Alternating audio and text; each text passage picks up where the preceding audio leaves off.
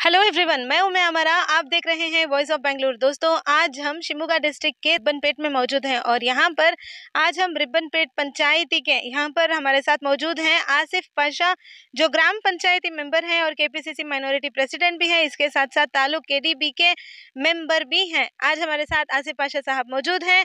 आज इनसे बात करेंगे और जानते हैं आज हम डेवलपमेंट के बारे में बात करेंगे। आसिफ पाशा साहब से सबसे पहले आपका हमारे चैनल में इस्तकबाल है। Thank you.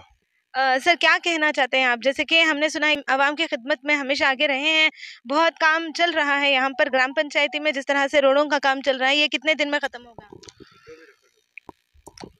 ಎಲ್ಲರಿಗೂ ನಮಸ್ಕಾರ. ಇವತ್ತೇನು ಈಗ ಕೆಲಸಗಳಾಗ್ತಾ ಇದೆ, ಸನ್ಮಾನ್ಯ ನಮ್ಮ ಜನಪ್ರಿಯ ಶಾಸಕರು ಅಭಿವೃದ್ಧಿಯ ಹರಿಕಾರರಾದ ಗೋಪಾಲಕೃಷ್ಣ ಬೇಳೂರವರ ಒಂದು ಅನುದಾನದಲ್ಲಿ ಈ ಒಂದು ಕಾಮಗಾರಿ ರಿಪ್ಪನ್ಪೇಟೆ ಗ್ರಾಮ ಪಂಚಾಯಿತಿ ಗವಟೂರು 3ನೇ ವಾರ್ಡು ಈ ಭಾಗದ ಸದಸ್ಯರಾಗಿ ನನಗೆ ಹೇಳ್ಕೊಳ್ಳೋಕ್ಕೆ ತುಂಬ ಹೆಮ್ಮೆ ಆಗುತ್ತೆ. ಯಾಕೆ ಅಂತ ಹೇಳಿದ್ರೆ ಇದೊಂದು ಕುಗ್ರಾಮ ಇದ್ದಂಗೆ ಇರೋದು. ನಮಗೆ ಲಾಸ್ಟ್ ಟೈಮ್ ಯಾವುದೇ ಒಂದು ಡೆವಲಪ್ಮೆಂಟಿಗೆ ಹಿಂದಿನ ಶಾಸಕರಿದ್ದಾಗ ಯಾವುದೇ ಒಂದು ಡೆವಲಪ್ಮೆಂಟಿಗೆ ನಮಗೆ ಈ ಒಂದು ವಾರ್ಡಿಗೆ ಮಲ್ತಾಯಿ ಧೋರಣೆ ಮಾಡಿದರು.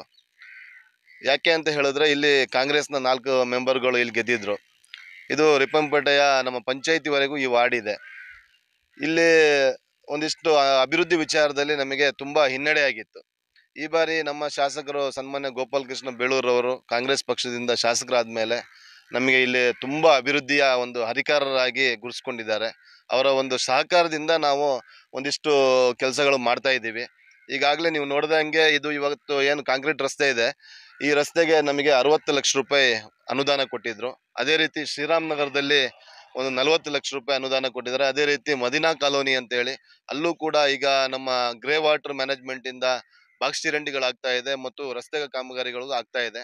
ಅದೇ ರೀತಿಯಲ್ಲಿ ಕುಡಿಯೋ ನೀರಿಗೆ ನಮ್ಮ ವಾರ್ಡಿಗೆ ಪ್ರತಿ ಮನೆಗೂ ಕೂಡ ಒಂದು ಉತ್ತಮವಾದ ವ್ಯವಸ್ಥೆ ಮಾಡಿ ಪ್ರತಿ ಮನೆಗೂ ಕೂಡ ಕುಡಿಯೋ ನೀರಿನ ವ್ಯವಸ್ಥೆ JJM ಇಂದ ಆಗಿದೆ. ಅದಕ್ಕೂ ಕೂಡ ನಮ್ಮ ಶಾಸಕರ ಸಹಕಾರ ತುಂಬಾ ಇದೆ. ಮತ್ತು ನಮಗೆ ಇಲ್ಲಿ ಕುಡಿಯೋ ನೀರಿಗೆ ಓವರ್ ಹೆಡ್ ಟ್ಯಾಂಕ್ ಇರಲಿಲ್ಲ.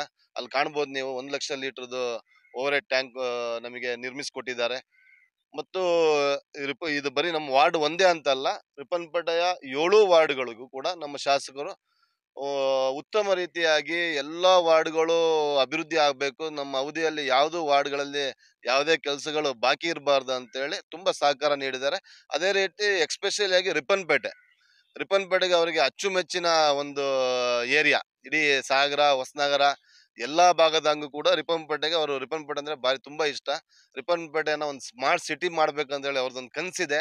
ಆ ಕನಸು ಈಗಾಗಲೇ ನನಸಾಗ್ತಾ ಇದೆ. ನಮ್ಮ ರಸ್ತೆ ಕಾಮಗಾರಿಗೆ ಅಲ್ಲಿ ಮೈನ್ ರೋಡಿಗೆ 20 ಕೋಟಿ ರೂಪಾಯಿ ಈಗಾಗಲೇ ಸ್ಯಾಂಕ್ಷನ್ ಆಗಿ ಈಗ ಕೆಲಸ ಆಗ್ತಾ ಇದೆ.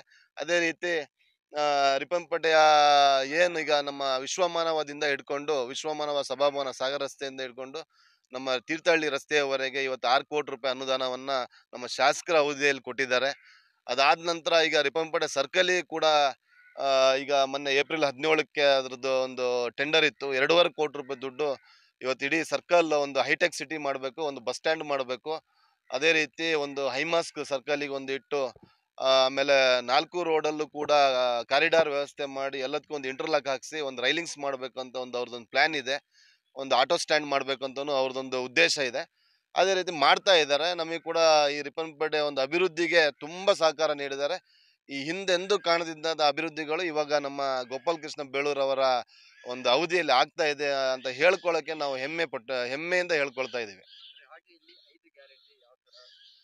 5 ಗ್ಯಾರಂಟಿಗಳು ತುಂಬಾ ಚೆನ್ನಾಗಿ ಆಗಿದೆ. ನಮ್ಮ ಹೊಸನಗರ ತಾಲೂಕಲ್ಲಿ ಇವತ್ತು ಗೃಹಲಕ್ಷ್ಮಿಗೆ 26,000 ಅರ್ಜಿಗಳು, 26,000 ಅರ್ಜಿ, 26,000 ಕುಟುಂಬಕ್ಕೆ ಗೃಹಲಕ್ಷ್ಮಿಯಿಂದ ಅನುದಾನ ಬರ್ತಾ ಇದೆ. ಕಮ್ಮಿ ಅಂತ ಹೇಳಿದ್ರೆ ಒಂದು 5ರಿಂದ 6 ಕೋಟಿ ರೂಪಾಯಿ ಪ್ರತಿ ತಿಂಗಳು ಈ ಭಾಗದಲ್ಲಿ ಸಿಗ್ತಾ ಇದೆ.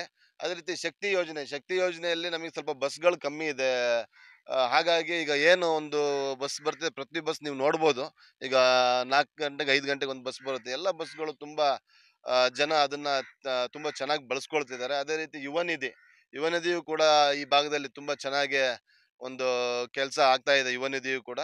ಅದೇ ರೀತಿ ನಮ್ಮ ಇದು ಕರೆಂಟಿಂದ ಒಂದು ಏನಿದೆ ಗೃಹ ಜ್ಯೋತಿ ಕೂಡ ಸಮೇತ ಇವತ್ತು ಪ್ರತಿಯೊಬ್ಬ ಬಡವರಿಗೂ ಕೂಡ ಇವತ್ತು BJP ಅವರು ಹಿಂದೆ ಮಾಡಿದಂತಹ ಒಂದು ಕರೆಂಟಿಗೆ ಏನೊಂದು ಕಾನೂನು ಮಾಡಿದ್ರು, ಅದೆಲ್ಲಾದ್ರೆ ಇವತ್ತು ನಾವು ಇವತ್ತು ಗೃಹ ಜ್ಯೋತಿ ಇಲ್ಲದೆ ಇದ್ದಿದ್ರೆ ಇವಾಗೆಲ್ಲ ಮನೆಗಳಲ್ಲಿ ಕರೆಂಟ್ ಫೀಸ್ ತೆಗೆದು ತುಂಬಾ ಕಷ್ಟ ಆಗೋದು ಬಡವರಿಗೆ. ಬಡವರಿಗೆ, ಮಧ್ಯಮ ವರ್ಗದವರಿಗೆ ಮತ್ತು ಶ್ರೀಮಂತರಿಗೂ ಕೂಡ ಅನುಕೂಲ ಆಗಿದೆ. ಇದನ್ನ ಎಲ್ಲಾ ಪಕ್ಷದವರು, ಎಲ್ಲಾ ಜಾತಿಯವರು, ಬರೀ ಕಾಂಗ್ರೆಸ್ ಅವರು ಮಾತ್ರ ಇದನ್ನ ಯೂಸ್ ಮಾಡ್ಕೊಂಡಿಲ್ಲ. ಬಿಜೆಪಿಯವರು, ಜೆಡಿಎಸ್ ಅವರು ಪ್ರತಿಯೊಬ್ಬರು ಇದನ್ನ ಇದರ ಒಂದು ಬೆನಿಫಿಟ್ ತಗೊಂಡಿದ್ದಾರೆ. ಎಲ್ಲ ರೀತಿಯಾಗಿಯೂ ಕೂಡ ನಮ್ಮ ತಾಲೂಕಲ್ಲೂ, ನಮ್ಮ ಜಿಲ್ಲೆಯಲ್ಲೂ ಮತ್ತು ನಮ್ಮ ರಾಜ್ಯದಲ್ಲೂ ಏನು ಸಿದ್ದರಾಮಯ್ಯನವರ ಒಂದು ಪಂಚ ಗ್ಯಾರಂಟಿ ಇದೆ. ಈ ಗ್ಯಾರಂಟಿನ ಈ ರಾಜ್ಯದಲ್ಲಿ ಮತ್ತೊಮ್ಮೆ ಕಾಂಗ್ರೆಸ್ ಸರ್ಕಾರ ಅಧಿಕಾರಕ್ಕೆ ತರಕ್ಕೆ ಅನುಕೂಲ ಆಗತ್ತೆ. ಇದಕ್ಕೆ ಉದಾಹರಣೆ ಅಂತ ಹೇಳಿದ್ರೆ ಮೊನ್ನೆ ನಡೆದಂತಹ 3 ಉಪಚುನಾವಣೆಗಳು. ಇವತ್ತು ಏನು ಬಳ್ಳಾರಿಯಲ್ಲಿ ನಡೆದಿರ್ಬೋದು, ನಮ್ಮ ರಾಮನಗರದಲ್ಲಿ ನಡೆದಿರ್ಬೋದು, ಹಾವೇರಿಯಲ್ಲಿ ನಡೆದಿರ್ಬೋದು. ಅದಕ್ಕೆ ಉದಾಹರಣೆ ಅಂತ ಹೇಳಿದ್ರೆ ಹಾವೇರಿಯದೇ ಉದಾಹರಣೆ. ಶಿಗ್ಗಾಂವಿಯಲ್ಲಿ ಪಠಾಣ್ ಅಂತ ಒಬ್ಬ ಕ್ಯಾಂಡಿಡೇಟ್ ಗೆಲ್ತಾರೆ ಅಂತ ಹೇಳಿದ್ರೆ ಅದಕ್ಕೆ ಕಾರಣ ನಮ್ಮ ಸಿದ್ದರಾಮಯ್ಯನವರ ಕೆಲಸ, ಗ್ಯಾರಂಟಿ ಯೋಜನೆ, ಆಮೇಲೆ ಅವ್ರದ್ದೊಂದು ಅಭಿವೃದ್ಧಿಯ ಮಂತ್ರ. ಮತ್ತೆ ಈ ದೇಶದಲ್ಲಿ, ಈ ರಾಜ್ಯದಲ್ಲಿ ಜನ ತುಂಬಾ ಇವತ್ತು ನೆಮ್ಮದಿಯಲ್ಲಿದ್ದಾರೆ. ಹಿಂದೆ ಹಿಜಾಬು, ಹಲಾಲು, ಜಡ್ಕ ಕಟ್ಟು ಈ ರೀತಿಯಾದಂತಹ ಮತ್ತೆ ಯಾವುದೇ ಒಂದು ಕೋಮು ದ್ವೇಷದ ವಿಚಾರಗಳು ಇವತ್ತಿಲ್ಲ. ಹಾಗಾಗಿ ಬಿಜೆಪಿ ಅವರು ಸ್ವಲ್ಪ ತಲೆ ಕೆಡಿಸ್ಕೊಂಡಿದ್ದಾರೆ.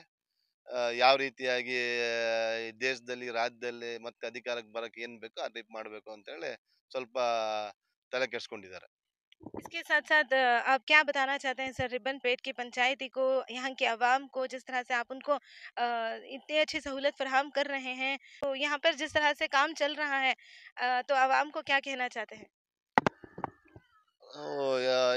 ಈ ವಿಚಾರದಲ್ಲಿ ನಾವು ಎಲ್ಲರಿಗೂ ಒಂದು ಅಭಿನಂದನೆ ಸಲ್ಲಿಸ್ತಾ ಇದ್ದೇವೆ. ನಮ್ಮ ಮಾನ್ಯ ಶಾಸಕರಿಗೂ ಕೂಡ, ಎಲ್ಲ ಜನ ಕೂಡ ತುಂಬಾ ಸಂತೋಷವಾಗಿದ್ದಾರೆ. ಎಲ್ಲರಿಗೂ ಕೂಡ ಬರೀ ರಸ್ತೆ ಒಂದೇ ಅಲ್ಲ, ನೀರಿನ ವ್ಯವಸ್ಥೆ ಇವತ್ತೇನು ಅಭಿವೃದ್ಧಿ ಕೆಲಸಗಳು ನಡೀತಾ ಇದೆ, ಇದು ನಮ್ಮ ಹಕ್ಕಿದು. ಯಾಕಂದ್ರೆ ಜನ ನಮಗೊಂದು ಜವಾಬ್ದಾರಿ ಕೊಟ್ಟಿದ್ದಾರೆ, ಅಧಿಕಾರ ಕೊಟ್ಟಿದ್ದಾರೆ. ನನಗೆ ಈ ಭಾಗದಲ್ಲಿ 2ನೇ ಸತಿ ಅತ್ಯಂತ ಹೆಚ್ಚಿನ ಮತವನ್ನು ನೀಡಿ ನಮಗೆ ಆಯ್ಕೆ ಮಾಡಿದ್ದಾರೆ. ಹಾಗಾಗಿ ನಮ್ಮ ಒಂದು ಜವಾಬ್ದಾರಿ ತುಂಬಾ ಇದೆ. ಈ ಈ ರೀತಿಯ ಒಂದು ಅಭಿವೃದ್ಧಿ ಕೆಲಸಗಳು ನಾವು ಮಾಡಲೇಬೇಕಾಗತ್ತೆ. ನಮಗೆ ಮುಖ್ಯವಾಗಿ ಮೂಲಭೂತ ಸೌಕರ್ಯ, ಕುಡಿಯೋ ನೀರು, ಏನು ರಸ್ತೆ ಮತ್ತೆ ವಿದ್ಯುತ್, ಮತ್ತೆ ಶಿಕ್ಷಣ, ಈ ಸ್ಕೂಲಲ್ಲಿ ಅಂಗನವಾಡಿಗಳು ಇದ್ರದ್ದು ಇಂಪ್ರೂವ್ಮೆಂಟ್ಸ್ಗೆ ನಾವು ಆದ್ಯತೆಯನ್ನು ಕೊಡ್ತಾ ಇದ್ದೇವೆ. ಅದೇ ರೀತಿ ಜನರು ನಮಗೆ ತುಂಬಾ ಸಹಕಾರ ನೀಡ್ತಿದ್ದಾರೆ.